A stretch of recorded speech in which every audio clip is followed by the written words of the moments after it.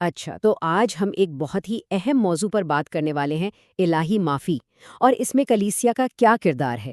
تو اصل سوال یہ ہے، اور شاید بہت سے لوگوں کے ذہن میں یہ آتا ہوگا کہ کیا گناہوں کی معافی کے لیے کسی پریسٹ کے پاس جانا لازمی ہے، یا کیا ہم سیدھا خدا سے معافی مانگ سکتے ہیں؟ یہ ایک ایسا سوال ہے نا جو ہماری روحانی زندگی سے بہت گہرا تعلق رکھتا ہے۔ اس کا جواب کسی ذاتی رائے میں نہیں ملتا، بلکہ اس کا جواب اس طریقے کو سمجھنے میں ہے جو خود خدا نے معافی کے لیے مقرر کیا ہے۔ تو آئیے دیکھتے ہیں کہ کلام مقدس ہمیں اس بارے میں کیا بتاتا ہے۔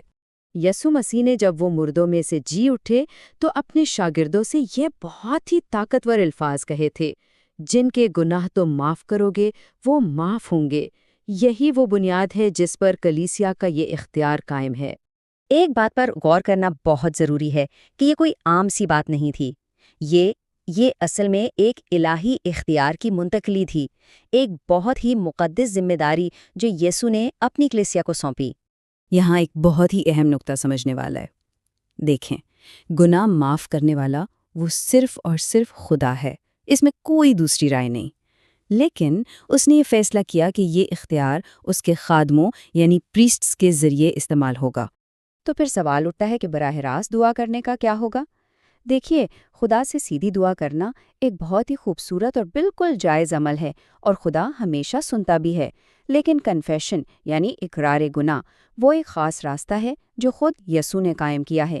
یہ ایک مقدس عمل ہے جس میں خدا کلیسیا کے ذریعے کام کرتا ہے۔ تو یہ سیکرمنٹ آخر ہے کیا؟ بہت ہی آسان لفظوں میں یہ ایک ظاہری نظر آنے والا عمل ہے جس کے ذریعے خدا کا فضل ہم تک پہنچتا ہے، اور کنفیشن بھی ایک ایسا ہی سیکرمنٹ ہے۔ اگر ہم اس بات کو سمجھ لینا تو اس پورے عمل کو دیکھنے کا ہمارا نظریہ ہی بدل جاتا ہے۔ جب کوئی شخص پریسٹ کے سامنے اپنے گناہوں کا اقرار کرتا ہے تو وہ صرف ایک انسان سے بات نہیں کر رہا ہوتا، بلکہ حقیقت میں وہ اس وقت خدا کے سامنے کھڑا ہوتا ہے۔ پریسٹ وہاں خدا کے نمائندے کے طور پر موجود ہوتا ہے، اور جب وہ کہتا ہے تمہارے گناہ معاف ہوئے، تو وہ یہ الفاظ خدا کے اختیار سے کہہ رہا ہوتا ہے۔ اچھا، یہاں ایک اور سوال پیدا ہوتا ہے، ایک عام اعتراض جو اکثر سننے کو ملتا ہے کہ بھائی پریسٹ بھی تو انسان ہیں، وہ خود بھی گناہ کرتے ہیں، تو پھر وہ کسی اور کے گناہ کیسے معاف کر سکتے ہیں؟ بالکل جائز سوال ہے۔ اس کا جواب بہت واضح ہے۔ معافی دینے کی جو طاقت ہے نا، وہ پریسٹ کی ذاتی پاکیزگی یا نیکی سے نہیں آتی۔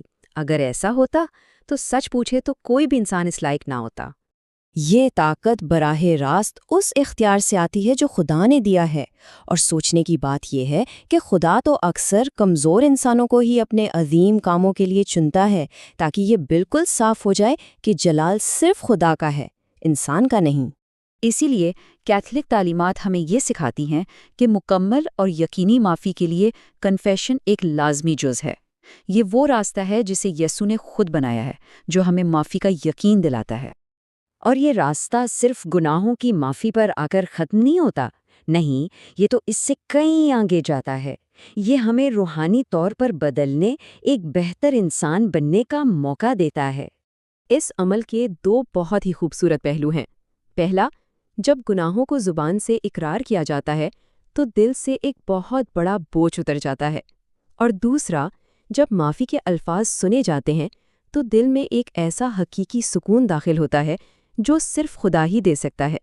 اس لیے کنفیشن کو کسی سزا کے طور پر نہیں دیکھنا چاہیے، بلکہ یہ تو ایک روحانی شفا کا عمل ہے، جیسے روح کے زخموں پر مرہم رکھا جا رہا ہو۔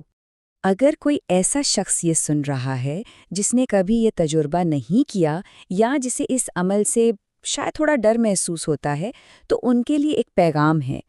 ڈرنے کی بالکل کوئی بات نہیں۔ خدا محبت ہے اور وہ معاف کرنے کے لیے ہمیشہ تیار ہے۔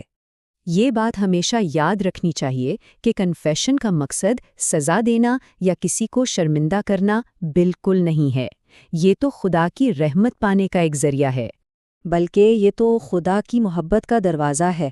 ذرا تصور کریں، ایک ایسا دروازہ جو ہمیشہ کھلا ہے اور ہمیں دعوت دے رہا ہے کہ ہم اندر آئیں اور اس کی بے پناہ رحمت کو محسوس کریں۔ تو آج کی گفتگو کا خلاصہ یہ ہے کہ معافی صرف ایک خیال یا تصور نہیں، بلکہ یہ ایک زندہ اور حقیقی تجربہ ہے۔ جو خدا نے اپنی کلیسیا کے ذریعے ہمیں دیا ہے، تاکہ ہم اس کی محبت اور سکون کو اپنی زندگیوں میں محسوس کر سکیں۔ اور آخر میں یہ سوچنے کے لیے ایک سوال چھوڑے جاتے ہیں، جب کوئی شخص ہمت کر کے اس دروازے سے گزرنے کا انتخاب کرتا ہے تو اس کی زندگی میں کیسی تبدیلی آ سکتی ہے؟